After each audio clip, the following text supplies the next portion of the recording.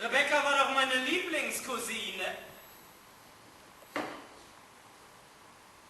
Und was ich heute erfahren habe, ist nicht leicht zu verdauen. Ihr Boot vorsätzlich versenkt, Löcher im Bootsrumpf. Wer macht denn sowas? Kommen Sie zur Sache. Nun, ich besitze den klaren Beweis dafür, dass es kein Selbstmord war. Wenn Sie im Besitz eines Beweisstücks sind, müssen Sie es den Behörden aushändigen. Ja, das muss ich.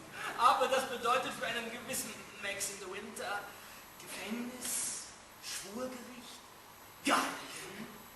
Und seine junge Frau will ich damit zur Witwe machen. Und das bringe ich nicht übers Herz.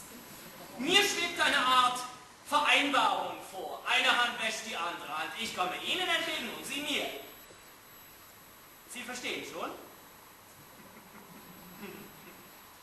Allerdings, ich verstehe sehr gut. Zum Glück hat mich Oberst Julian begleitet. Oberst, bitte kommen Sie. Guten Abend. Oh, ich fürchte, da braut sich was zusammen. Ich hoffe, Sie fühlen sich besser, Mrs. DeWitt. Ja, danke, Oberst. Jack Farwell, der Cousin meiner verstorbenen Frau. Er hat Ihnen etwas mitzuteilen. Farwell, Sie sind dran. Diese Zeile hat Rebecca de Winter an mich gerichtet, wenige Stunden bevor sie angeblich auf ihr Boot ging, um sich umzubringen. Leider war ich nicht zu Hause.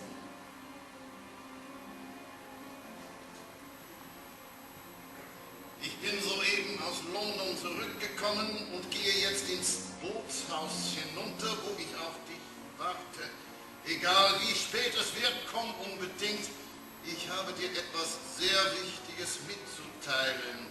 Rebecca. Ich frage Sie, Oberst, schreibt so eine Frau, die den Entschluss gefasst hat, Selbstmord zu begehen? Haben Sie eine Ahnung, was für eine wichtige Mitteilung Rebecca de Winter Ihnen machen wollte? Ich weiß nur, dass Rebecca nie und nimmer Selbstmord begangen hat. Sie hatte gar keinen Grund. Es ginge blendend. Und ich weiß, wovon ich rede. Aber für Mord gibt es ein Motiv. Ein starkes Motiv. Die Eifersucht eines eitlen Ehemannes. Wenn Sie wissen wollen, wer der Mörder ist, bitte sehr, hier steht er mit seiner gottverdammten Arroganz im Gesicht. Ach, Farwell hat mich immer gehasst. Sie erheben da eine schwerwiegende Anschuldigung. Haben Sie irgendeinen Beweis? Einen Zeugen? Warten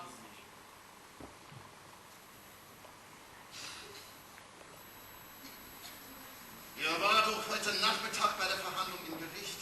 Warum hat er den Brief nicht dem Untersuchungsrichter vorgelegt? Er wollte Geld. Er wollte uns den Brief verkaufen. Einfach eine saubere Erpressung. Erpressung ist nie sauber. Selten einfach. Bitte sehr, hier haben Sie, was Sie brauchen. Ben treibt sich Tag und Nacht beim Bootshaus herum. Du warst unten in der Mordnacht. Was hast du gesehen? Raus mit der Straße! Sie machen ihm Angst. Wird nichts getan, Ben Bracht. Sie erinnern sich doch an die verstorbene Mrs. de Winter. Bitte mit den Zahlen! Mach's mal!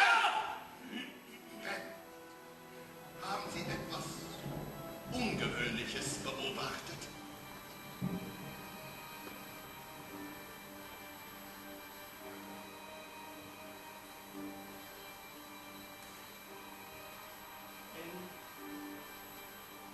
Nix gehört. Wenn nix gesehen.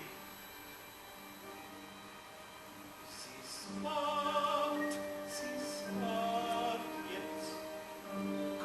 Nimmermehr liegt draußen Meer drunter und kann nie mehr zurück. Sunken, ertrunken. Ein großartiger Zeuge. Sie können reden. Ein Komplott! Hier stecken alle unter einer Decke! Der Zeuge konnte Ihre Behauptung nicht bestätigen. Und was das angebliche Mordmotiv angeht, so gibt der Brief gar nichts her. Sie behaupten, ein Verhältnis mit Rebecca de Winter gehabt zu haben, aber nicht einmal das können Sie beweisen. Oh doch, das kann ich! Robert! Mrs. Danvers soll in die Bibliothek kommen, mit Rebeccas Kalender vom letzten Jahr. Mrs. Danvers ist lediglich unsere Haushälterin. Unsere Haushälterin. Dass ich nicht lache.